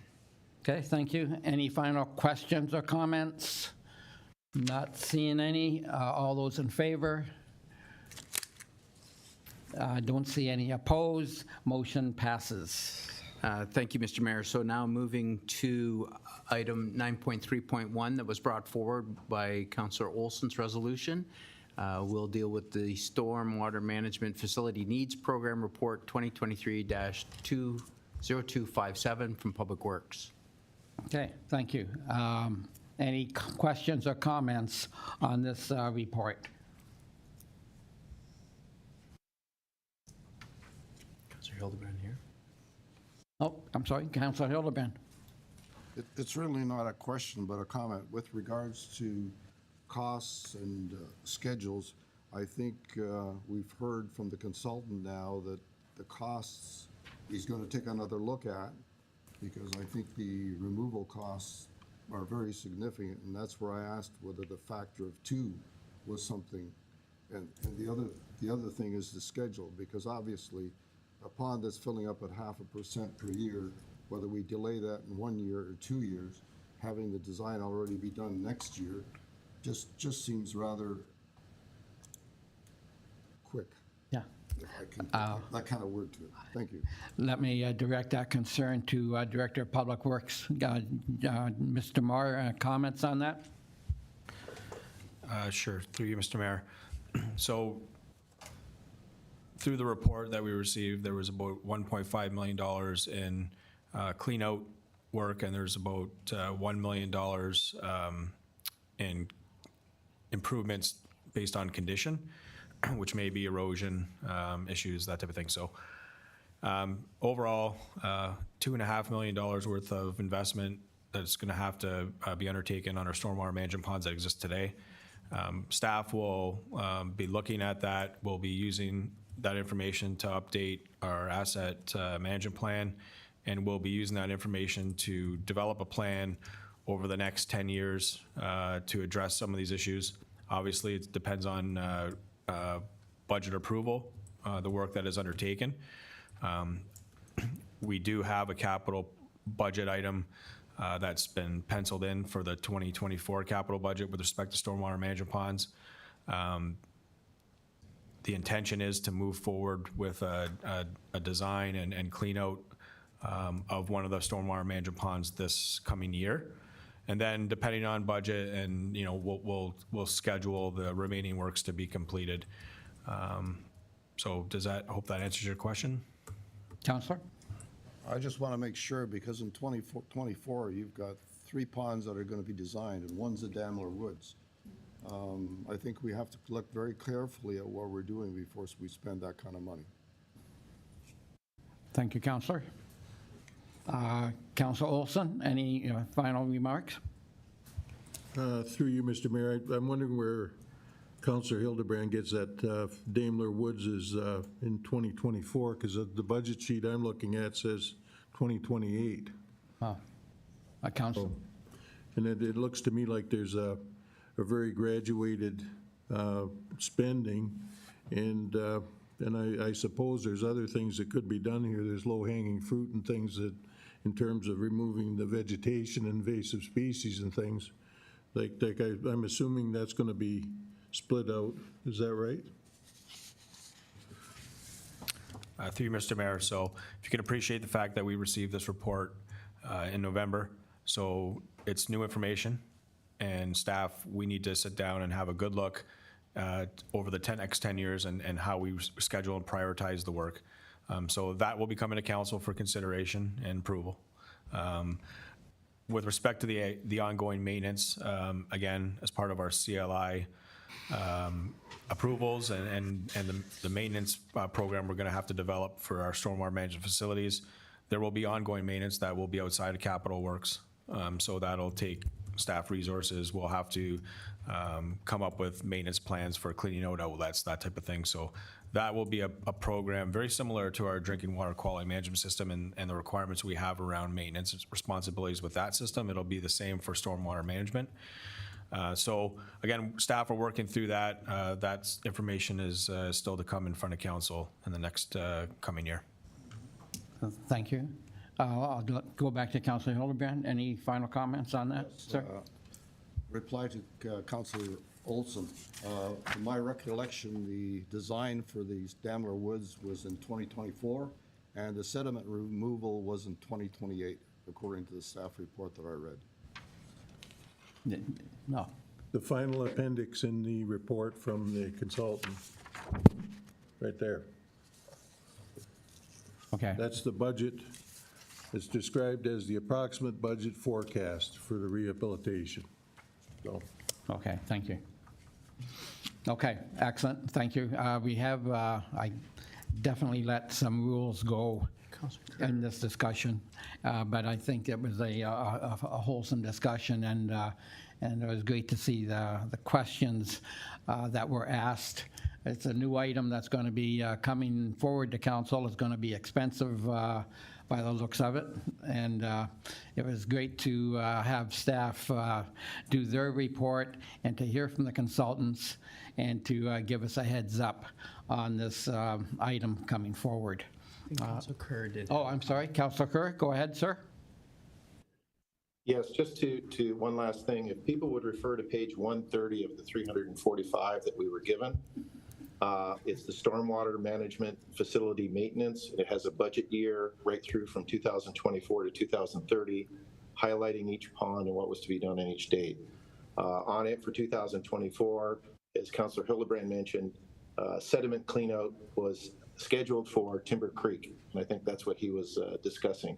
So if people go to page 130, I mean, there was a list, and it was referencing the Matrix Solutions Stormwater Management Program report. So it's just for information for everyone. Okay, thank you for that, Councillor. Councillor Nesnick. Good. Thank you. So just through you, Mr. Mayor, I wanted to make a comment. I've had a wonderful learning experience today, so thank you to everybody, because my knowledge of stormwater management ponds was nil till today or prior to reading the report. So thank you very much. It's been fascinating. We did receive several questions from a resident in town, which I did forward on to Mr. Marr, which he has answered me. So certainly if the resident is still in need of answers, please resend any questions and we'll get those answered for you, hopefully to your satisfaction. But it does look like a 10-year plan is in place to address these, and I know with the new report moving forward, we'll get these management ponds up and running and continue to do what they're supposed to do in a safe manner. Thank you very much. Thank you, Councillor. Any other questions or comments? Not seeing any, and I forget where we are. Are we calling the vote on the? I'm just going to introduce the motion, Mr. Mayor. Okay. Yeah, thank goodness for paper and pens. So I have a motion by Councillor Wink and seconded by Councillor Kerr. Be it resolved that Council receive report 2023-0257 Stormwater Management Facility Needs Program for information. Okay, thank you. So to receive this report for information, any other comments or questions? Not seeing any. Call the vote. All those in favor? I see none opposed. The report carries, or the motion carries. Thank you. Thank you, Mr. Mayor. So I now have a motion moved by Councillor Nisnik and seconded by Councillor Eckhart. Be it resolved that Council receive report from Public Works Manager Ryan Cook on the Town of Pelham holiday cards, and I think Ryan is joining us via Zoom to discuss that. Excellent. Oh, and direct from the North Pole is Mr. Cook. Go ahead, Mr. Cook. Oh, thank you, through the mayor. I'm always honored and surprised that you continue to allow me to present these cards every year. And I can confirm that not one of these cards depicts a Christmas scene involving a stormwater pond. So yeah. I'm thrilled to be able to get through this relatively quickly. Thank you. I don't know who's running the presentation. I'm not really good at these sorts of things, fortunately. Jody, hopefully. Jody's working on it. Okay, yep, I think Jody's working on it. Perfect. Maybe while we're waiting, you can give us a little Christmas carol. Hopefully. My singing voice is really not that great. The sound system, the council chambers can handle that sort of thing.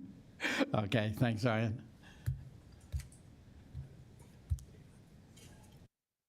Yeah, that's good. That's a reindeer. We can see them. Oh, you can see them? You can see them up there? No, we can't. Oh, here we go. There we go. Can you see them, Ryan, to give us commentary? No. Yeah, for sure. Okay. All right, here we go. So yeah, this is Emerson, age 8 from Glen Green.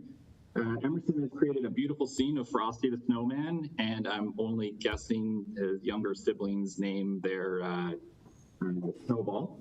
And I really do hope that the dog is better behaved than our dog, because that Frosty would be maybe a little stained after looking very close. Anyway, so this is Emerson, age 8, and from Glen Acre. Next. Lorenzo, age 4, St. Alexander School. So this is one of my favorite cards.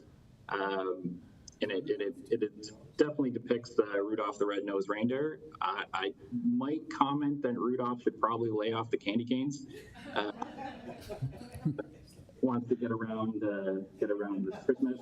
And I would also note that the size of Rudolph, I'm happy he has a red-nosed beacon there, because there are probably a few people I know hanging around some rural areas of Pelham that might be looking to, I don't know, maybe knock down good old Rudolph there. Anyway, next. Laura, age 12, St. Alexander's. This is a beautiful card of, and I personally understand this one as a father. I've embraced the dad joke, so I do also look for the cheesiest cards I can find. So I really do appreciate Laura's card in this. This is a really good one. Definitely one of my favorites.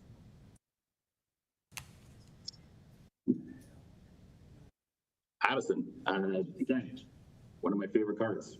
Addison has a age 7, 828, has a beautiful depiction of a landscape, including a small village. Maybe inspired by Temperanceville, I'm guessing, and it has a big snow moon in there. So really looking forward to some snowfall. Wishing for a white Christmas. It's an excellent card, Bass. Jacob, age 10, from Queen Anne School. Jacob drew the coolest Santa Claus ever. Has the sunglasses, and this cool Santa is riding a snowboard, I'm guessing. But yeah, really good card, Jacob. Love this one. Olivia, another one of my favorite cards. I think they're all my favorites, but this one actually does baby depict a storm pond. There are some rain there, and geese frolicking around. But Olivia did a beautiful card that depicts all 12 days of Christmas. So thank you very much for that one, Olivia. Esme, age 3, that's from St. Alexander School. Esme created a beautiful card, and you can really tell that she is full of Christmas spirit. And who wouldn't be with a tree like that and a little bit of snowfall? So a really nice card, Esme. Thank you very much for that. And Annabelle, age 7 from Glenna Green. I also went to Glenna Green. Go Gators! And I can tell that they definitely improved their art program because I could not create a Santa Claus that looked anything like that at age 7. So way to go, Annabelle, and really appreciate your card this year. And that is it. Thank you. Want to extend my thanks again, number 1, for allowing me to do this presentation. Number 2, for all of the children that took part and sent in their cards for us to Great, thank you, Ryan. And thank you, Ryan, and of course to all the children that submitted cards and gave you a hard time picking. I believe that was the top 10 we saw.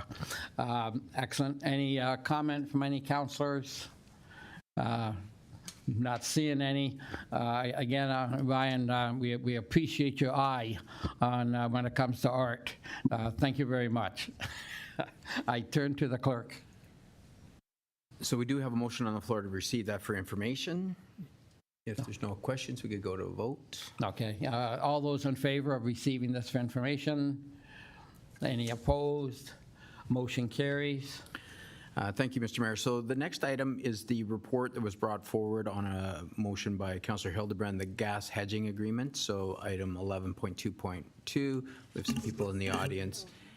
If we have a motion moved by Councillor Eckhart and seconded by Councillor Kirby, resolved the council received report 2023-0263 gas hedging agreement for information, and that council approved the town of Pelham entering into a gas hedging agreement with local authority services effective January 1st, 2024. Back to you, Mr. Mayor. Okay, thank you, Mr. Clerk. Questions or comments on this agenda item? Councillor Olson. Yes, through you, Mr. Mayor. Reading the report, it doesn't appear that this was tendered in any way because, or put out for requests for qualifications or requests for proposals. There are several alternatives.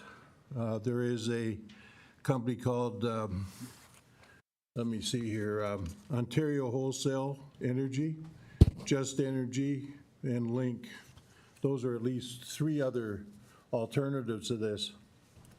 I'm in favor of this, but I'm also in favor of the idea of making sure that these are quoted properly, because when we depart from our purchasing system, we tell our community that we're seeking quotes and requests for proposals, and we just don't award things. And I think when we leave things to the discretion of 2 or 3 people, we're heading for trouble. We've got to establish policy that's in writing and accepted by the town, and I don't think we should be deviating from that. Now, what I expect to see from a request for proposal would be, could we bundle these with the gas prices with electricity, for example? Are there other rates involved? These are derivatives. These are the kind of things that you don't really take too lightly, I don't think, when you're talking about financial derivatives. And is there a risk involved in this? And there's a risk involved in anything, because these are put out there because of their benefit the suppliers as well as the town. And I'll bet you the contract, if it's written, will probably benefit the supplier more than it will the town. So I won't be voting for this. I don't think we've established, for one thing, what our goal is. If the goal is price stability or price predictability or peak loading or whatever it is, peaks and valleys, there's a lot to be considered here. So I will not be voting in favor of that for this reason, those reasons. Okay, thank you, Councillor. I will now go to Councillor Hildebrand. Oh, thank you so much. I appreciate your comments. Let me talk about the process we've been through. Obviously, the Utility Sustainability Working Group has been involved with this, and I know staff has highly participated in this. We did contact many other areas. We tried to join with Niagara College and their hedging program. They use Shell. We tried to join with the separate school board, and the same problem occurred there with all these programs. We did not have sufficient volume to join. There was another private company we tried to join with, and our legal team reviewed the requirements there, and it just wasn't working out. So we did contact other suppliers to see whether there's any opportunity. No, we did not issue an RFP, and that was one of the considerations. Now, one of the reasons we did end up choosing the AMO LAS program is because that's where, as you saw in the report, 157 are municipal members and 12 of the public broadcast sector individuals use it. In terms of, so like the region of Durham, Hamilton, Pickering, Kingston, Mississauga, Essex, and Haldimand County all use their services, and we are part of the AMO. With regards to risk, yes, there is a fraction of risk involved here, but the quote we got from the LAS program obviously right now demonstrates that their rate is 13.6 cents versus all of us can see what our gas bill is because we all use Enbridge. We actually went to Enbridge and tried to hedge with Enbridge to see whether we could get them to qualify through Enbridge or their program, and Enbridge, like all the others, said your quantity of gas usage is far too small. It doesn't qualify. That seemed to be every time we tried to talk to another supplier, and we did, all of them said your quantity is too small. So we had to join with a bigger usage supplier in order to qualify. So we did. I mean, our director can comment on it. We did try and contact other suppliers, but the quantity just wasn't there. Let me talk to you about the risk now. So on your gas bill, you can see exactly what you're paying right now, because the number of 13.6 is comprised of two components, the gas charge and the delivery to you. There's actually 6 components on your natural gas bill. That's exactly what you have in your home bill, exactly the same thing. Right now, the equivalent cost for us, like personally, and right now at the town, is at least 16.9752. So we're almost basically 3 cents per cubic meter less. So yes, we're hedging, we're signing on for a 2-year contract. Each year they go out and hedge. The way the program works is the LAS is connected to Edison Energy. They go out and get quotes from Energy. The way they do it is they go out and find their energy supplier. So they do the quotation. So if it's Direct Energy or if it's Shell or if it's one of these other suppliers of gas, that's the way they do it. So they have multiple sources that they do it.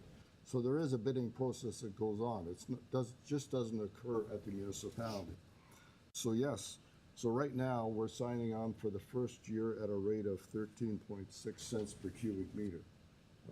You'll be able to see the performance of the fund basically when we look at our gas bill personally, but also the fund pays out a dividend to the people that are involved in the fund.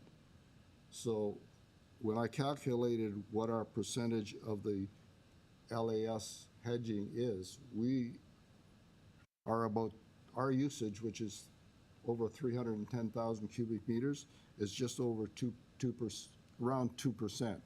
So when the fund pays out, we have, that's our risk. It's 2%. But basically, when you look at their performance versus the performance of Enbridge, like they provided the graphs, they provided the analysis, I think the risk is minimal.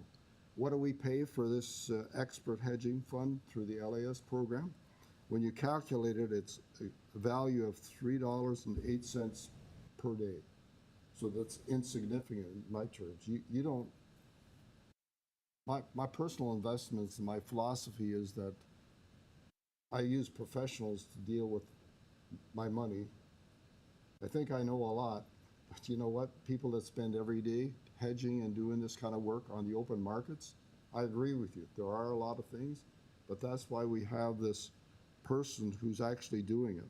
I did meet with the director, Judy DeZazo from LES. I met with Jason and Fern, who are their representatives. And I also met with Mike Parks. Mike Parks is the Edison Energy expert, and all he does is hedging in gas every day, all day. That's his expertise. So I was convinced, and that's why I support this report as written. So thank you very much for the question. Appreciated it. Answer it. And if there are any more questions, be glad to answer it. But I'm sure the director has a lot of comments to make too. Thank you, Councilor Hildebrand. I was, before I go to any other councilor, I was going to go to the to our legal advice. You obviously worked extensively on this contract. Any comments you may have to council would be appreciated. Thank you, Your Worship. Through you, I might actually start by mentioning that our procurement policy does contemplate cooperative purchasing where it's in the best interests of the town. So there is some sort of contemplation of an agreement like this one in our existing purchasing procurement policy. Insofar as the contract itself is concerned, I was very pleased that LAS agreed to some proposed revisions that we requested that would effectively highlight that LAS is required to provide these services competently and that it can bind us only where it acts in accordance with its authority. So just providing a bit more protection for the town. Beyond that, I didn't have very many comments on the contract. It seemed, from my perspective, to be comprehensive, appropriate, and fair. So once they agreed to my requested revisions, I was satisfied with it. Okay, thank you. To the Director of Finance, any wish to make any comments? Through you, Mr. Mayor. With regards to the procurement, I agree with what the town solicitor has said. I mean, LAS, being part of AMO, which is the Association of Municipalities of Ontario, they are working on the municipality's behalf to get the best procurement. And we did go through quite a few different channels, as the Councillor Hildebrand stated. And because of the volume that we don't have that volume. This is the best way for us to be part of this agreement. Okay, thank you. I thank staff for those reports. I now go back to council. Councillor, let me see if there's any other councillors first before I come to you, Mr. Councillor Olson. For any other councillors with a comment or question? Councillor Wink? Yes, thank you. Through you, Mr. Mayor. I find this a very compelling report. I applaud staff and Councillor Olson and the Energy Committee for bringing this forward. Is there a further opportunity for hedging with hydro? Who wants to answer? Councillor Hildebrand, perhaps? Yes, there is. My philosophy with this is I'd like to try it for a year and see how the gas hedging goes. I hate to say I'm trying things. I think it's a sure thing, but not having tried something before, I think it's best to walk before I run, and I think this is the best approach. So in other words, it's almost a sure thing. That's right. Any further comments, Councillor Wink? Okay, thank you, sir. Any other, I'm sorry, Councillor Olson.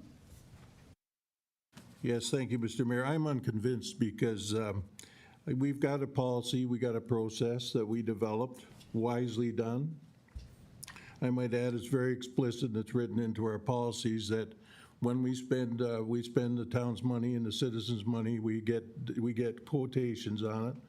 And I think it's a really poor governance practice to get into this kind of a habit of not requiring quotations on something, proposals. Because we've got this established process, we tell people we're going to do it this way, and apparently they accept it and look to us to enforce this. And I think there's other alternatives. There's bundling. I don't think there's been an exhaustive attempt to find another partner for this to get our volumes up. I can tell you, for example, that the Niagara Transportation, when we buy our fuel, that's along with the City of Toronto, the TTC. So we're part of that group. There's all kinds of things that should be examined here. And I don't buy the idea that this is for 1 or 2 years. These are long-term commitments that we're making. And we have to be very careful because it costs money to change a contract. So I will be voting against it for those reasons. Okay, thank you for those comments. Councilor Olson, any other comments before we call the vote? Oh, Councilor. Mr. Mayor, I'd like the legal expert we have to comment on the length of the term of the contract. Okay, to our lawyer, Ms. Thank you, Your Sturton. Worship. Through you to Councillor Hildebrand and to Council. The initial term of the agreement is 2 years, and subsequently there's what they call an evergreen provision that automatically renews unless we give a 6-month or 180-day notice. So in the event that 18 months from now the town was dissatisfied with how things were going, we could give notice at that time and then terminate the contract at the end of the initial 2-year term, and that's something that staff could track to ensure that we don't miss that window in the event that the town is unhappy with the service. Thank you for those comments. Again, I'll turn to council. Any other comments? We go to the Director of Finance, please. Yeah, through you, Mr. Mayor, I just wanted to just say that my past experience at Niagara College as the Vice President, we have always been in these type of agreements, and the college did save a lot of money with the hedging program. So I am very comfortable with this and very supportive, and I'm really happy that it's coming forward because we're anticipating and hoping that we can have a savings, especially with the way the prices are going for the utilities. I just wanted to say that. Okay, again, thank you for those comments. Thank you. Go back to council one last time. I don't see any other comments or questions. I turn to the clerk. Thank you, Mr. Mayor. Earlier today, we had a motion put on the floor to accept this as information and authorize the town to enter into the agreement. So if there's no more comments, we could have the vote on that. Okay, so all in favor of this item? Okay, any opposed? Thank you. Motion carries. Thank you, Mr. Mayor. So I think now you'd suggest that we take a break? Yes, I see we've just crossed the 2-hour mark. I believe we will have a 10-minute recess.